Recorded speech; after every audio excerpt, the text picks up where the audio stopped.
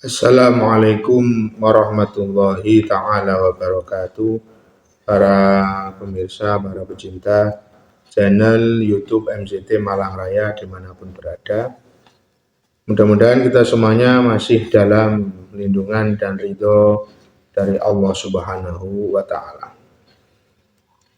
Melanjutkan pembahasan kita dalam Mandhumah Aqidatul Awam, sampailah kita pada Mandhumah wal mustahilu diddu kulli wajibin fakhfat li khamsina bi hukmin wajibi. Wal mustahilu utawi sifat-sifat mustahil itu adalah kebalikan dari sifat wajib.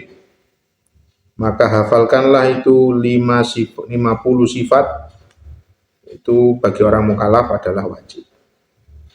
Musannif mengakhirkan pembahasan mustahil bagi Allah Ta'ala untuk mengumpulkan sekaligus dibahas di sini sifat yang mustahil bagi Rasul juga.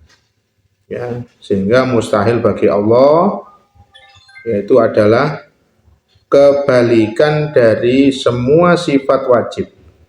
Sebagaimana yang pernah kita pelajari di awal, bahwasanya Allah disifati dengan sifat-sifat yang wajib jumlahnya 20. Baik itu sifat nafsiyah, salbiyah, ma'ani maupun ma'nawiyah. Yang jumlahnya 20 yang pernah kita pelajari. Jadi sifat mustahil ini adalah kebalikan daripada sifat-sifat wajib bagi Allah Subhanahu wa Ta'ala. Yaitu ketika kita mensifati Allah dengan maujud, Allah wujud, maka mustahil bagi Allah itu al-adam. Allah tidak maujud atau tidak ada. Ketika kita mensifati Allah dengan sifat al-qidam, terdahulu, maka mustahil bagi Allah Subhanahu wa Ta'ala bersifat hudus, yaitu Allah itu hal yang baru.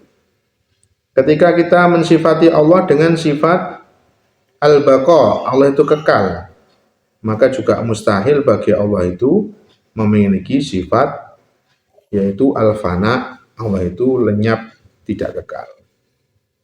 Dan seterusnya. Kita mensifati Allah dengan mukhalafatu lil hawadisi, berbeda dengan makhluknya, maka mustahilnya adalah Allah itu menyerupai atau sama dengan makhluknya. Kalau kita sifati Allah dengan hal yang tidak sama dengan makhluknya, jadi berbeda dengan makhluknya, maka mustahilnya adalah kalau Tuhan Allah itu sama, itu ya mustahil. Masa yang diciptakan sama dengan yang menciptakan. Itu seperti itu. Allah memiliki sifat qiyamuhu binafsi, berdiri sendiri.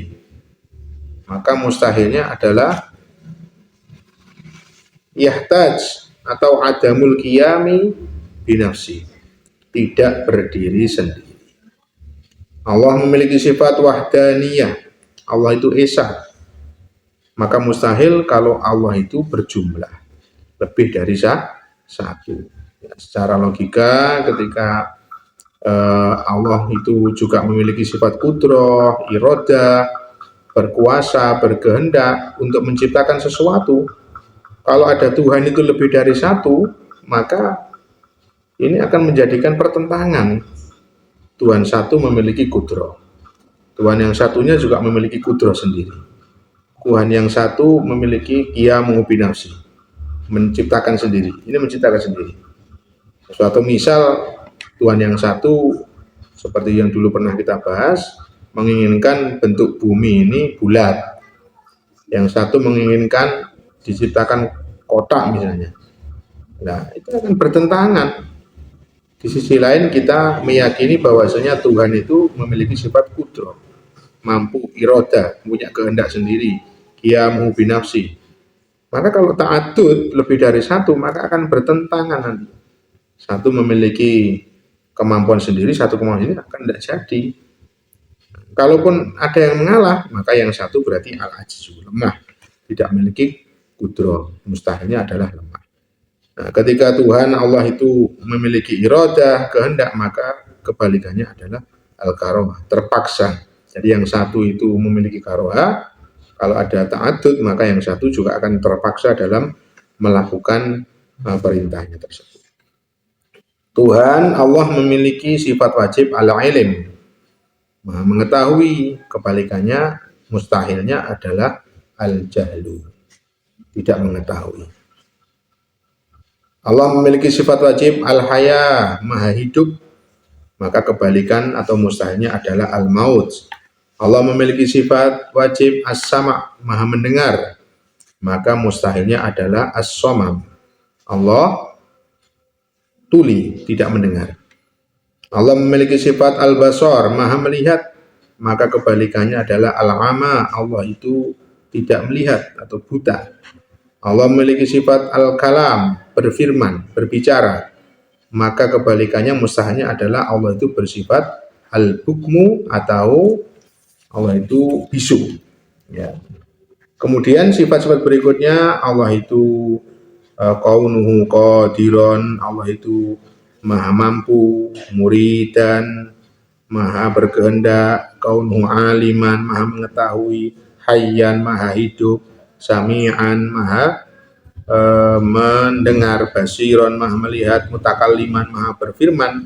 Itu juga sama, mustahilnya itu adalah keadaan Allah itu lemah, terpaksa, bodoh, tidak mengetahui, mati, uli, bisu, ya, buta, tidak melihat. Itu semuanya adalah sifat-sifat mustahil bagi Allah Subhanahu wa Ta'ala. Begitu juga dibahas di sini, sifat mustahil bagi Rasul adalah kebalikan daripada sifat wajib bagi Rasul. Ketika kita mensifati Rasul dan para nabi itu adalah memiliki sifat fatonah, cerdas, maka mustahil bagi para nabi dan Rasul itu baladah, yaitu bodoh. Karena kalau mereka bodoh, bagaimana bisa menerima wahyu-wahyu Allah Subhanahu wa Ta'ala, itu menghafalnya, menyampaikannya, itu tidak akan mungkin, maka itu mustahil. Ketika kita mensifati para nabi dan rasul dengan sifat as-siddiq, jujur, maka mustahilnya kebalikannya adalah al-kadhib. Rasul itu, nabi itu memiliki sifat pembohong. Itu tidak mungkin, karena menyampaikan wahyu tidak mungkin. Bisa kalau pembohong nanti bisa ditambahi atau dikurangi menurut hawa nafsunya sendiri. Ya, ketika para rasul itu memiliki sifat at-tabligh, menyampaikan, maka kebalikannya mustahilnya adalah al-kitman, menyembunyikan sesuatu. Bagaimana mungkin kabar dari Allah, kabar dari Tuhan yang harus disampaikan kepada kaumnya atau umatnya kemudian disembunyikan? Itu sesuatu hal yang mustahil. Ketika para nabi dan rasul memiliki sifat al-amanah, yaitu amanah, maka mustahilnya adalah mereka para nabi dan rasul itu berkhianat, itu tidak mungkin. Inilah akidah kita yang harus kita hafal, yang harus kita yakini, yaitu fahfad li khamsina, ada 50, yaitu 20 sifat wajib bagi Allah, 20 sifat mustahil bagi Allah Subhanahu wa Ta'ala, 4 sifat wajib bagi nabi dan rasul, 4 sifat wajib bagi sifat mustahil bagi nabi dan rasul, kemudian ditambah 1 sifat jaiz bagi Allah dan 1 sifat jaiz bagi nabi dan rasul, sehingga jumlah keseluruhannya adalah 50, sebagaimana Nabi mengatakan fahfad li khamsina bi hukmi wajibin, bagi seorang mukallaf hendaklah menghafal, hendaklah menjaga 50 sifat-sifat yang telah kita utarakan tadi, yaitu sifat wajib beserta mustahilnya baik bagi Allah dan Rasulnya, dan sifat jaiz bagi Allah dan Rasul, sehingga betul-betul mudah-mudahan harapan kita bisa mengetahui, mempelajarinya, kemudian diberikan keyakinan yang betul-betul yakin, seyakin-yakinnya, bisa menambah amal ibadah kita kepada Allah Subhanahu wa Ta'ala. Mudah-mudahan semuanya dibarengi petunjuk dan hidayah dari Allah Subhanahu wa Ta'ala. Wallahul musta'an wa alaihi tuklan. Assalamualaikum warahmatullahi wabarakatuh.